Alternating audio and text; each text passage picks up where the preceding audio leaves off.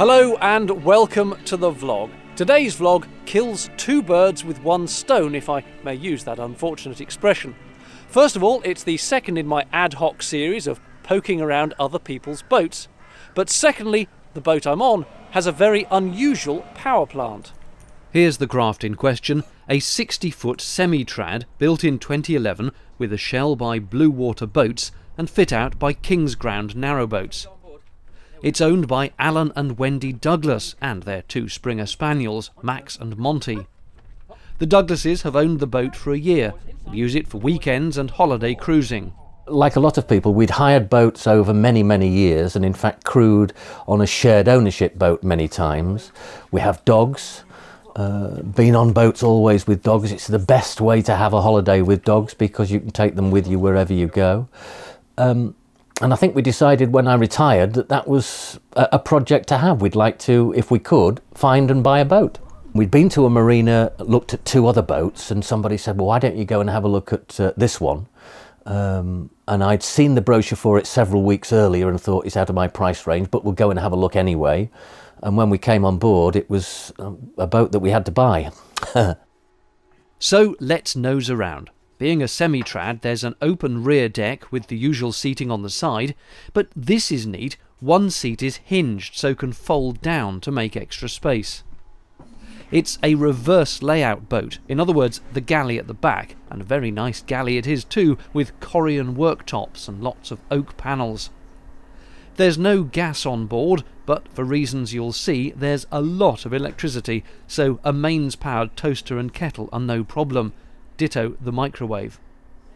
The stove is unusual though, being a diesel-fired range, which is used not only for cooking, but also hot water and the central heating through some rather smart and modern radiators. There's no dinette, but a breakfast bar abuts the stove, with a fold-out table with 4 chairs hidden inside it behind that. Side hatches opposite give a lovely view of the scenery while eating. The saloon is compact and features a pull-out sofa bed, a cosy place to sit and watch a little telly maybe of an evening. Then 2 full-height cupboards make a tiny corridor to the walk-through bathroom, which features a decent-sized shower, a hand basin with storage cabinet under, and a pump-out macerating toilet with the tank not under the bed but at the back near the engine bay. A handy meter tells you when the time has come to empty it. The bedroom features an inline compact double, which can pull out sideways for extra width, but also, and this is clever, slide half backwards under the bow to make a seating area. It's otherwise held in place by this catch. Plenty of storage above and at the end of the bed, plus an all-in-one computer which doubles as a TV. Double glazing is of course standard in a boat of this specification. Overhead, slide-out panels reveal little prism-like roof windows to let in extra light. The bow can be sat in, the storage lockers having padded cushions all round, and a very light and bright cratch cover means you get an excellent view without catching a chill in the colder months. I mentioned at the start of this video that this was 2 hits in one. First of all, poking around someone else's boat, which we've now done, but secondly, the power plant, which is quite unusual. Everything looks conventional enough when you peer at the engine control panel, but the clue to what's going on lies in this enormous battery bank. 2-volt traction cells, wired to give 775 amp hours at 48 volts. Each battery is topped up with distilled water by an automated pump. Inside the electrics cupboard, all looks normal enough, though there are rather a lot of blue boxes. It's Victron gear, one of the most widely used brands on the canals. Charger, inverter, all the usual bits. But wait, what's this in the engine bay? A normal diesel engine, albeit one with not 1, not 2, but 3 alternators. You don't need all of those to charge one small starter battery. What's going on?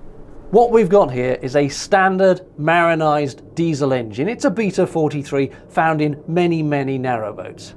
And the power from that comes out via a gearbox onto the prop shaft and down to the propeller. But what's novel here is this assembly. This is an electric motor. The clue, as you can possibly tell from these two thumping great wires being connected here. The electric motor drives a pulley. The pulley goes onto a clutch which is on the prop shaft. The upshot is you can either use diesel power for the boat or engage the clutch and drive it purely on electric. Well, that explains the 4 massive shut-off switches, not to mention the huge fuses hidden in the wiring. The motor is a 10 kilowatt unit. You can't see much of it under the covers, but they don't want you getting your fingers in the pulley. It's supplied by this company, and this is their magic control box.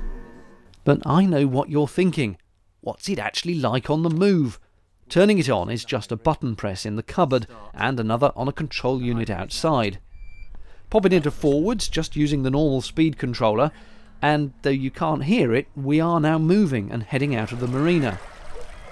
Normally, when you're standing on the back deck, even with an insulated diesel, you really hear it. But this is what the camcorder picked up when pointed at the deck boards.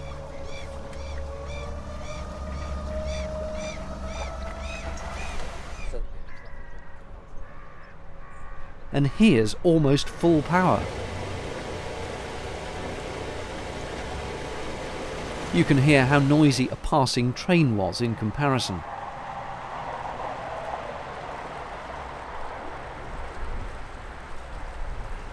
We sailed serenely on.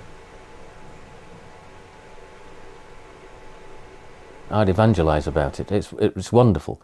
It's wonderful to have the two, really. If I want silence, I've got silence, and if I want the chug, chug, chug of an engine, I've got that as well. Really, the noisiest thing is the propeller.